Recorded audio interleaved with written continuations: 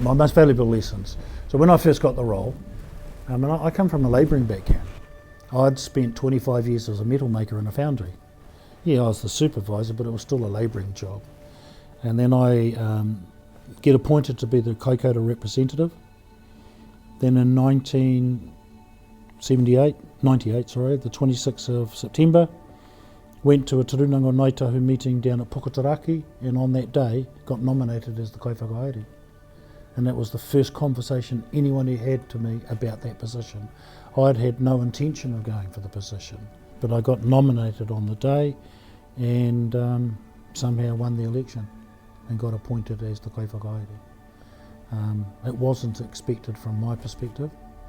I had gone into it thinking I need at least 8 years at the table to understand everything before I ever make an attempt, because it was a corporate. I'd never worked in a corporate. Like I say, I was a labourer. And it went into a position where, as the Kaiwhakahaere, I had the right to attend all board meetings of the subsidiaries.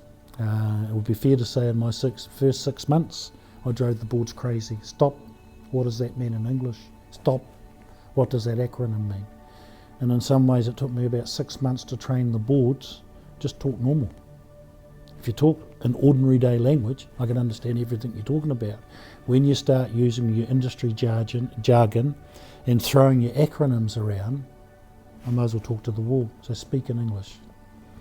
And in my first year, I got that angry one day in a holdings meeting that I gave them a 15-minute discussion on how to strip an electric furnace. And when I'd finished, I said to the chairman, now repeat what I said. Well, we can't, Mark. Well, that's what it's like sitting in this meeting. You speak in a foreign language. Speak normal, and then I'll follow you. So it took me 6 months.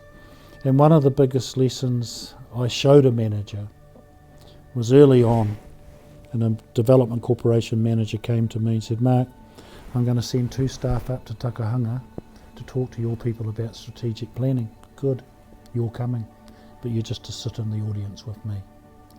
So he came up and he brought 2 young Ngāi Tahu graduates who had been out of university for about 6 months. And they gave my lot up home a 3/4 hour talk or lecture, however you want to put it, on strategic planning. When they finished, one of my karawa gets up and literally goes, you too. That would be the best presentation we've ever seen. You've got to keep coming back here and bring us old fossils into this new business world that Ngāi Tahu's embarking on. But I want to repeat what I said. That is probably the best presentation I've ever heard. Now, the ladies have got some kai on for you in the whare kai. Away you go. As soon as the door closed, my karawa turned to me and said, righto boy, what the hell were they talking about? Translate. And I turned to the manager. This is why I asked you to come. You needed to hear this. So we went through a process. I just said to them, okay, we'll do this.